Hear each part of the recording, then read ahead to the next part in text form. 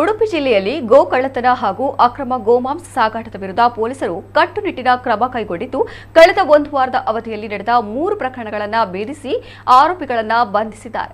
June 16ರಂದು ಬೆಳಗಿನ ಜಾವ ಕಾರ್ಕಳ ತಾಲೂಕು ಮುಡಾರು ಗ್ರಾಮದ ಬಜಗೋಳಿಯಲ್ಲಿ ಅಹಿಂಸಾ ಅನಿಮಲ್ ಕೇರ್ ಟ್ರಸ್ಟ್ ನಡೆಸುತ್ತಿರುವ ಗೋಶಾಲೆಯಿಂದ 10,000 ರೂಪಾಯಿ ಮೌಲ್ಯದ 3 ದನಗಳನ್ನು ವಾಹನವೊಂದರಲ್ಲಿ ಬಂದ ಕಳ್ಳರು ಕಳವು ಮಾಡಿಕೊಂಡು ಹೋದ ಪ್ರಕರಣಕ್ಕೆ ಸಂಬಂಧಪಟ್ಟಂತೆ ಕಾರ್ಕಳ ಗ್ರಾಮಾಂತರ ಪೊಲೀಸರು ಆರೋಪಿ ಮೂಡುಬಿದ್ರೆಯ ಕರಿಂಜೆ ಕಲ್ಲಬೆಟ್ಟು ನಿವಾಸಿ 38 ವರ್ಷದ ಸಲೀಂ ಎಂಬಾತನನ್ನ ಬಂಧಿಸಿ ಕೃತ್ಯಕ್ಕೆ ಬಳಸಿದ ಕಾರನ್ನ ವಶಪಡಿಸಿಕೊಂಡಿದ್ದಾರೆ.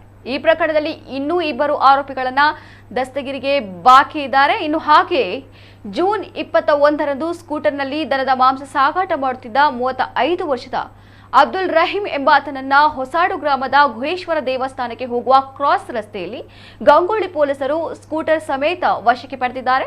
ಈ ಪ್ರಕರಣದ ಆರೋಪಿ ಅಬ್ದುಲ್ ರಹೀಂ ಜೂನ್ 18ರಂದು ಗಂಗೊಳ್ಳಿಯ ಬಾವಿಕಟ್ಟೆಯಲ್ಲಿ ನಡೆದ ದನಕಳವು ಯತ್ನ ಪ್ರಕರಣದಲ್ಲೂ ಭಾಗಿಯಾಗಿರುವುದು ಪೊಲೀಸ್ ವಿಚಾರಣೆ ವೇಳೆ ತಿಳಿದುಬಂದಿದೆ. ಗಂಗೊಳ್ಳಿ ಪೊಲೀಸರು ತನಿಖೆಯನ್ನು ಮುಂದುವರೆಸಿದ್ದಾರೆ.